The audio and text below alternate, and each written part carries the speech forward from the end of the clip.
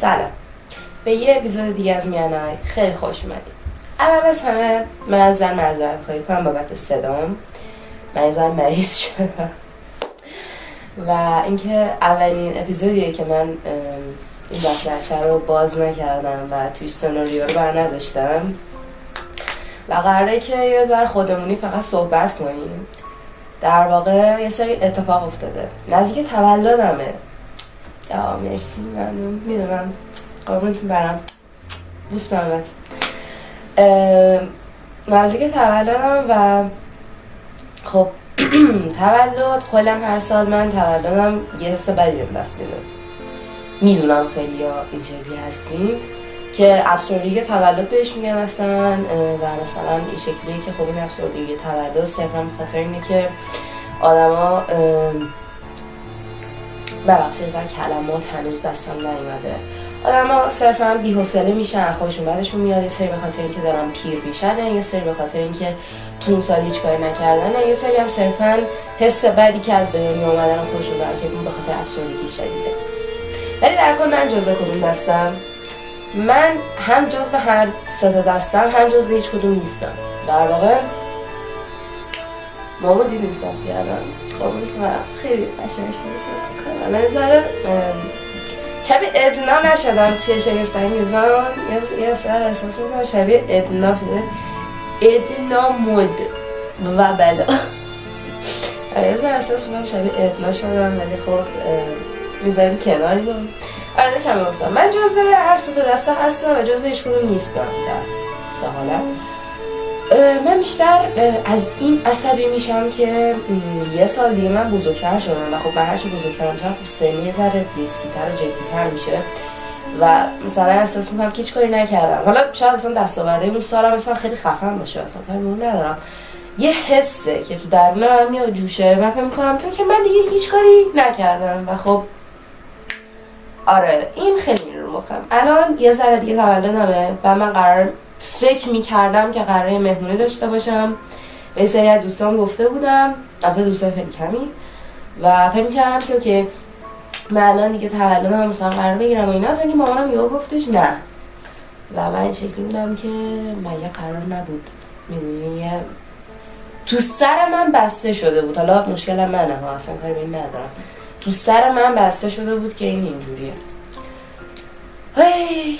و خب یه ذره خورد تو ذوقم راستشو بخوایم، یه ذره همچین یه جوری میشد. و کلا امروز از اون روزا بود که خیلی اتفاقای زیادی افتاد و من شکلی بودم که با من به کدومشون برسم. صدای لپتاپ بود، نمیخوام کات بزنم ویدیو رو، واسه همین اینجا رو کات نمی‌کنم.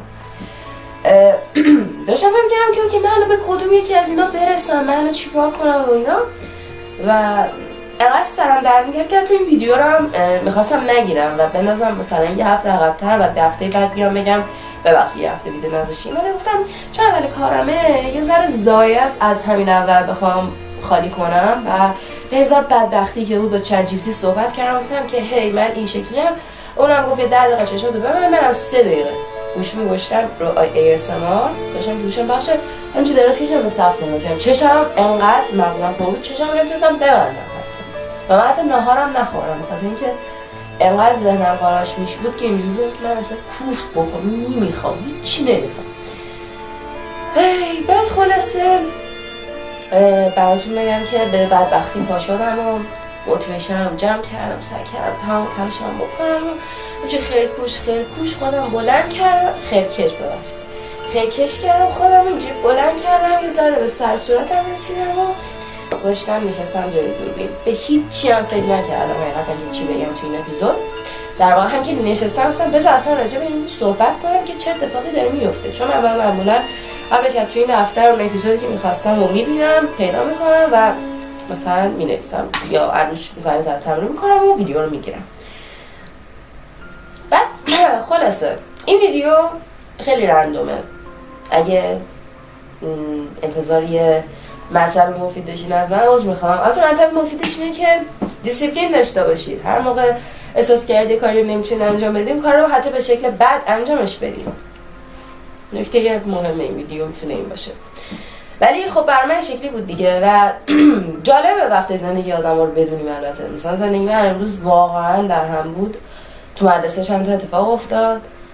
الان رسیدم خونه فکر کنم ساعت 5:30. من نور رو از دست دادم. اگه نگاه کنید نور اتاقم که زیادم خوب نیست. من نور رو از دست دادم، تکلیفامو انجام ندادم، درس نخوندم، ناهارم حتی نخوردم. همچین ولو و فکر مغز قفل کرده، گیری پاچ، اصلا درگیر. کتابم خیس شد. این کتابم، این دفترچم در واقع اینجوری بهتون بگم که من به یکی قمقمه دادم که آب بخوره، بعد اون قمقمه رو خودش گذاشت تو کیفم و در خوب نبسته و حالا کتاب من خیس شد. حالا بگذاریم که اومد خود چقدر از گوشتن گرفت و خودم اصلا خورد شد که خب الان مثلا کتابم نوعه، امسال اولین سالی که من مثلا کنکور میخورم، کتابم بعد میموند و هزار تا فکر مزخرف دیگه. و وقتی اینجوری شد بند اعصابم خیلی داغون شد و همین که اومدم خونه مامانم به این نکته ظریف اشاره کرد که کتابت خیس شده. این بنده خودم خیس شد چون این تو کیفم بود، چون احساس میکردم امروز ممکنه یه اپیزود بزنم تو سرم که بنویسمش و خیس شد این بنده خودم هم. حالا بقیه گوشم زیر فرش که ببینم چی میشه و آره دیگه یه ذره صاف و سوب خوش شد حداقل.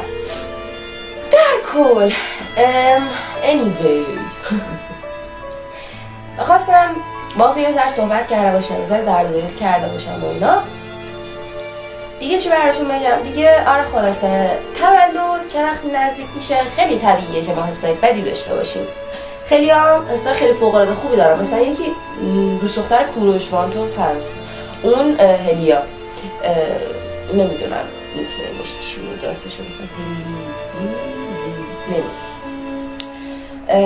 اون مثلا برگشت گفته بود که من توی یکی از اپیزودا گفته بود که من صبحایی که تولدمه از بچگی بس خودم بیدار میشم، میز صبحونه شاهانه میچیدم، نهار شاهانه، شام شاهانه و من حقیقتا داشتم با خودم مقایسه‌اش میکردم. کار اصلا درستی نیست اما میخوام نتیجه‌مو بهتون بگم.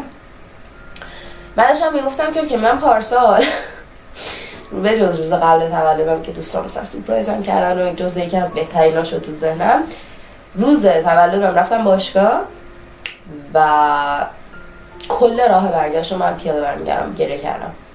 من شکلی بودم که من یه نمیکشم، خیلی جدی و واقعا فکرهای داغونی تو سرم بود، خیلی فکرهای داغونی تو سرم بود. و میدونی خود روز تولد اصلا یه سنگینی داره و حتی بعدش هم منو سورپرایز کردن، بعدش هم دوباره منو بردن بیرون. مهم نیست، اصلا مهم نیست چه اتفاقی میفته. حالا چه بدتر که اگه این اتفاق نیفته 100 برابر این حس بدتر. من اون اتفاق برام افتاد و اون حس مزخرف رو داشتم. ولی در کل میخوام بهتون بگم که این حس خیلی طبیعیه، میفهمم کامل این حس رو من، چون میدونی وقتی اون تولد میاد، وقتی تو خودت تو آینه میبینی حس لذت نداری و وقتی روز تولد میاد حالا کلا اون روز درباره توه، تو کلا فکر میکنی که اوکی چرا اصلا دوست نداری. وقتی خودت رو دوست نداری خب اون روز مختص به خودت هم دوست نداری دیگه. یه خیلی نرماله. ولی خب میگم یه سری هم از این ناراحتن که دارن پیر میشن، یه سری از این ناراحتن که سنشون داره میره بالا، هیچ کاری نکردن امسال، یه افسردگی شدید که اصلا چرا زندن، که به اون نمیخوام بپردازم. خاطر که اگر همچین حسی دارید سریعاً به روانپزشک و روانشناس مراجعه کنید. هیچ کسی به اندازه اونا نمیتونه کمکتون کنه. اگه لحظه‌ای به این فکر میکنید که دارید چرا اصلا دارید زندگی میکنید، دارید اکسیژن حروم میکنید، دارید وقت تلف میکنید، بهتره که نباشید، سریعا باید فقط روانشناس مراجعه کنید و اصلا مهم نیست که بقیه‌اش چی میشه، چون این حسا خیلی ریشه یعنی و باید کنترل شده درمان بشن. اما در واقع بقیه چیزا مثل حسایی که خب من خودم تجربه میکنم که اصلا آدم حالش بد میشه، آدم اصلش به هم میریزه، آدم فکر میکنه که نه این روز بدترین روزه، اینا کاملا طبیعیه. مثلا راهی که میشه ما باشون داشته باشیم اینه که اگه تولدتون نزدیکه امسال به دید دیگه نگاش کنید، سعی کنید یه کار مفیدی که هر موقع هیچ کاری از دستتون بر نمیاد میتونید انجامش بدین اینه که اگه این شمایید و دارید دنیا اطرافتون، مثلا این دوتا چشتونه اینجوری دنیا اطرافتون رو میبینید، یه دقیقه خودتون این پایین بذارید، چشاتون رو بردارید بیارید این بالا، خودتون رو از بالا ببینید با آدم‌های اطرافتون، دورتون، با همه چیزا. خودتون رو وقتی از بالا میبینید، نه اینکه دیدگاه از بالا ها، نه از بالا به پایین منظورم نیست، منظورم اینه که وقتی که شما از بالا همه چیز رو نگاه میکنید یه دیدگاه گسترده‌ای دارید، یه همچین میبینی که چه اتفاقی داره میفته و یه دید جدید بهتون دست میده. مثلا دید مامانتون نگاه کنید، از دید مادرتون این روز بچه‌تون به دنیا اومده، یه روز خیلی خوبه و یه لذت بخشه که خب که نینیشون به دنیا اومده، گوگولی دارن بزرگ میشن بچه‌هاشون، حس پر لذت. مثال ها خیلی مثال رندومیه، ولی کلا منظورم اینه که دیدگاه ها رو عوض کنید. مثلا میتونید یه کار دیگه هم که انجام بدین اینه که مثلا اگه هر سال به این نگاه میکنید که اوکی من امسال هیچ کار نکردم، یه اول سال یه سری تارگت بذارید که بگید اوکی من اگه امسال این کارا رو انجام بدم پس امسال سال مفیدی برام بوده. حالا این کارو مثلا چه اول عید هر سال انجام بدین، اول هر ماه انجام بدین. کلا برنامه‌ریزی خوبیش اینه که وقتی شما اون کارا رو انجام میدی به این فکر می‌کنی که اوکی پس من این کاری کردم. این مختص اون آدمایی که واقعا این کاری میکنن و حس میکنن هیچ کاری نکردم. اما اگه شما واقعا هیچ کاری انجام نمیدین براتون متاسفم، چون باید هر چه زودتر خودتون برنامه بریزید. به نظر من اصلا هیچ چیزی شوخی نداره. اگه برنامه ندارید باید ببین، برنامه منظورم نیستش که حالا یه دفتر برداری، یه خودکار برداری، امسال زبان آیلتس 6 بگیرم، امسال مدرسه این به معدل بگیرم. نه منظورم این نیست، اینو بریز دور. اینجا ببین چه خبره. اینجا به این فکر کن که من امسال باید این اخلاق خودم رو عوض کنم و بعد این کار کنم، این نقطه ضعف منه. من امسال درسم این پله است، داره جدی‌تر میشه همه چی، این پله رو بعد یه دونه بیارم بالاتر. من امسال فلان اتفاق داره برام میفته، فلان مسافرت رو باید برم، این کار رو انجام میدم که مثلا این مسافرت کاری خوب پیش بره. در کل برنامه‌ای در ذهنتون داشته باشین. شما حتی برای زنده بودن برنامه دارین، غذا بخورم، آب بخورم، بخوابم، بیدار شم. این برنامه رو یه ذره گستردش کنید، ولی تو ذهنتون. اصلا من از این آدم نیستم که میگم وای حتما یه دفتر بردارید، یه دونه خودکار بردارید، بنویسید من خودم رو دوست دارم، بنویسید من سال دیگه فلان اتفاق برام میفته. اینا رو بریزید دور دوستان، اینا به درد نمیخوره. همه چی اینجا اتفاق میفته، شما اینجا راه بندازی حله، واقعا حله. این اتفاقاییه که اینا کاملا تجربه شخصی منه. در واقع اینا اتفاقایی که کاملا تجربه شخصی منه، نظرات شخصی منه.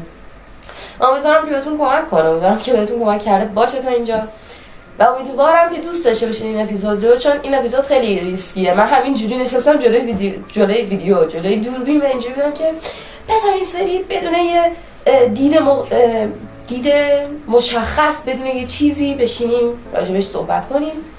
آره خلاصه این از این اپیزود. امیدوارم که دوستش داشته باشید، ذهنتون رو مرتب کنید. این مهمترین کاریه که میتونید انجام بدید. این مهمترین کاریه که میتونید انجام بدید.